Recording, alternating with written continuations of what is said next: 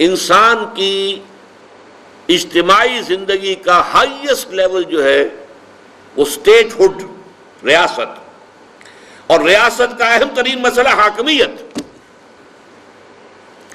توحید فی العبادت کا تقاضا یہ ہے کہ یہاں اللہ کے حکم کے سوا کوئی حکم کسی کا نہ چلے۔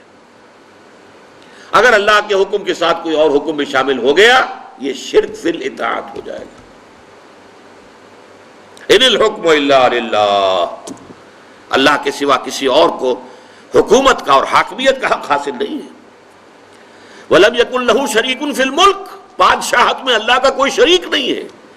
یہ سورہ بنی اسرائیل کی آخری آیت ہے۔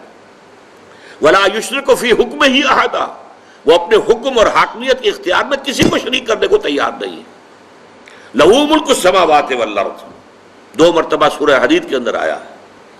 الملک القدوس، وہ بادشاہ ہے اور پاک ہے۔ لہ الملک ولہ الحمد، بادشاہی بھی اسی کے لیے ہے، حمد بھی اسی کے لیے ہے۔ یہ ہے اللہ کی شان۔ اب اس کے خلاف کیا ہے؟ شرک۔ کوئی فرعون بیٹھ جائے، الیس لی ملک مصر، میرے ہاتھ میں ہے حکومت، میں حاکم مطلق ہوں، میرا حکم چلے گا، اس نے خدائی کا دعویٰ کر دیا نا۔ اسی لیے قرآن میں آیا، اس نے کہا انا ربکم الاعلی، میں تو تمہارا رب ہوں بڑا، میرا حکم ماننا پڑے گا۔ کوئی نمرود بیٹھ گیا، حضرت ابراہیم سے جس کا بھی آپ کو معلوم ہے قرآن مجید میں سورہ بقرہ میں مناظرہ بھی ہوا، نمرود نے بھی خدائی کا دعویٰ کیا۔ وہ خدائی کیا ہے؟ یہی کہ ہمارا اختیار مطلق ہے، ہم جو چاہیں کریں۔ چنانچہ آپ نے سنا ہوگا یورپ کی ہسٹری میں the divine rights of kings, بادشاہوں کے جو حقوق اور اختیارات ہیں وہ خدائی اختیارات ہوتے ہیں۔ Divine rights of kings, kings کے اختیارات کو جو ہے، بادشاہوں کے اختیارات کو کوئی چیلنج نہیں کر سکتا، وہ تو اس سے ماوراء ہیں، بلند ہیں کہ ان کے اختیارات کو چیلنج کیا جا سکے۔ ڈیوائن رائٹس، یہ ڈیوائن رائٹس آف کنگز۔ اب آج اس شرک نے کیا شکل بدلی ہے؟ آج کوئی فرعون نہیں ہے، آج کوئی نمرود نہیں ہے، لیکن جمہوریت جو اس دور کی نیلم پری ہے، پوری دنیا کی محبوبہ، معلوم ہوتا ہے کہ اس سے زیادہ بہتر تو کوئی نظام ہے ہی نہیں۔ اس کا اصل الاصول کیا ہے؟ ساورنٹی آف دی پیپل، حاکمیت انسانوں کے ہاتھ میں۔ یہ اس دور کا سب سے بڑا شرک۔ ان الحکم الا للہ، یہ توحید، اور ہم حاکم خود ہیں، بدترین شرک۔ آج کتنے موحدین ہیں کہ جو اس شرک کو جانتے ہو؟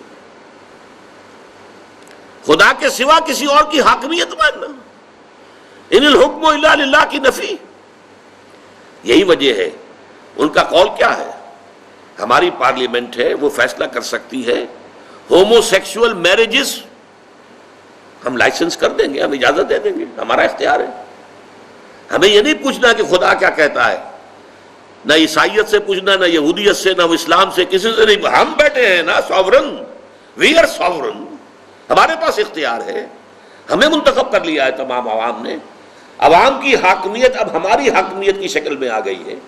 عوام نے اپنی حاکمیت ہمیں ڈیلیگیٹ کر دی ہے، ہمیں منتخب کر کے وہ ڈیلیگیٹ ہمیں کر دی ہے، ہم حاکم ہیں، جو چاہے فیصلہ کریں۔ چنانچہ آج آپ کو معلوم ہے جدید ترین ممالک کے اندر گے میرجز، ہومو سیکشول میرجز، 2 عورتوں کے درمیان شادی، 2 مردوں کے درمیان شادی ہو رہی، جو چاہے کریں۔ شراب کو چاہیں تو حرام کر دیں، شراب کو چاہیں تو حلال کر دیں۔ امریکہ میں پروہیبیشن ایکٹ جو ہے 1930s کے اندر نافذ کیا گیا، بہت سے جو ہے فیکٹس اینڈ فگرز آ گئے، اتنے جو ہے حادثے ہو جاتے ہیں شراب کے نشے کی وجہ سے، اور راز جو ہیں بڑی بڑی پارٹیاں ہو رہی ہیں شراب کے نشے میں دھت ہو کر، کسی سفیر نے کوئی بات اگل دی، کسی وزیر نے کوئی راز جو ہے وہ فاش کر دیا، تو یہ تو بڑے بڑے غلط کام ہو جاتے ہیں شراب سے۔ شراب کو بند کرو، وہ شراب کا پروہیبیشن ایکٹ پاس ہو گیا، لیکن اس کے بعد وہ چھٹتی نہیں ہے، منہ سے یہ ظالم لگی ہوئی عادت پکی تھی، انہی لوگوں نے دوبارہ کہہ دیا نہیں جائز ہے جی، کھولو اس کو حرام نہیں ہم کر سکتے۔ نہیں، اختیار بند کرنے کا بھی ہمارا ہے، کھولنے کا بھی ہمارا ہے۔ We don't know any God کہ اس کے فیصلے سے ہوگا کہ اس نے کسی شے کو حلال کیا یا حرام کیا ہے، اس سے ہمارے بحث ہی نہیں ہے۔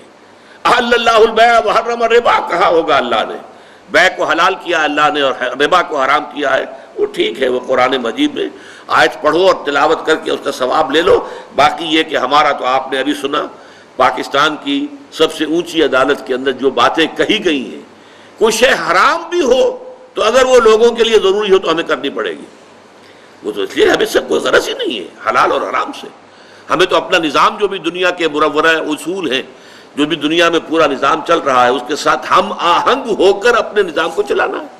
لہذا ہمارے لیے یہ شراب، یہ جو جوئے کی، جو اس کی سود کی بندش، اس کی کوئی معنی نہیں. تو اس کو اب آپ سمجھ لیجئے.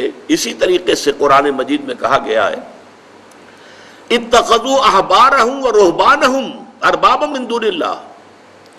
ان اہل کتاب نے اپنے احبار اور رہبان کو بھی اللہ کے سوا رب بنا لیا. اس میں بڑا ایک دلچسپ واقعہ ہے کہ حضرت عدی ابن حاتم طائی جو بہت مشہور تھے، جن کی سخاوت کے بڑے داستانیں ہیں، وہ عیسائی تھے، عیسائی قبیلے سے تھے، طے کا قبیلہ عیسائی تھا. تو ان کے بیٹے حضرت عدی ایمان لے آئے. انہوں نے حضور سے ڈرتے ڈرتے کہا حضور یہ قرآن کی یہ آیت سمجھ میں نہیں آئی میرے، اتخذوا احبارهم ورهبانهم اربابا من دون اللہ، ہم نے تو انہیں کبھی رب قرار نہیں دیا. حضور نے فرمایا کہ ایسا نہیں ہے، جسے وہ کہہ دیں کہ حلال ہے تم حلال سمجھ لیتے ہو، جسے وہ کہہ دیں حرام ہے حرام سمجھ لیتے ہو. کہ جی ہاں ایسا تو ہے. یہ تو تم در حقیقت یہ رب تو بنا لیا تم نے انہیں. حلال اور حرام کا فیصلہ اللہ کرے گا، کسی اور کو فیصلہ کرنے کا اختیار حاصل نہیں، یہ فیصلہ اللہ کرتا ہے. اب آپ کو معلوم ہے پوپ کے پاس دنیا میں عیسائی جو ہے سب سے زیادہ بڑی تعداد جو ہے عیسائیوں کی ہے، اور عیسائیوں میں میکسیمم نمبر جو ہے کیتھولکس کا ہے. اور کیتھولک عیسائیوں کے نزدیک پوپ جو ہے معصوم ہوتا ہے، انوسینٹ، پوپ سے خطا نہیں ہو سکتی. جیسے کہ آپ کو معلوم ہے کہ اسماعیلیوں کا امام جو ہوتا ہے، اب اس وقت جو کریم آغا خان وہ امام ہے ان کا، وہ معصوم ہوتا ہے، اس سے خطا ہو ہی نہیں سکتی. جیسے نبی معصوم ہوتے تھے ایسے پوپ بھی معصوم ہے، اور جو ان کا امام ہے جو اسماعیلیوں کا وہ بھی معصوم ہے. لہذا پوپ جو حکم دے گا بس وہی شریعت کا حکم ہے. یہاں گویا کہ پوپ کو خدا بنا لیا گیا.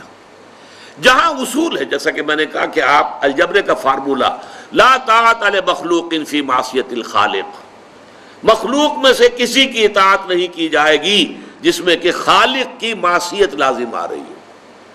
جہاں خالق کی معصیت لازم نہیں آ رہی، مانو والدین کا کہنا مانو، اساتذہ کا مانو، بڑوں کا مانو، حاکموں کا مانو، سب کا مانو. آپ کا کوئی شیخ قبیلہ ہے اس کا کہنا مانو، بڑے بھائی کا مانو، لیکن اللہ کے حکم کے دائرے کے اندر کہیں بھی اگر اس سے سرے منہ جو ہے تجاوز ہو گیا تو پھر آپ کے دو معبود ہو گئے کہ کچھ چیزوں میں آپ نے اللہ کو مطاع مطلق مانا ہے اور کسی معاملے میں آپ نے کسی اور کو مطاع مطلق مان لیا ہے.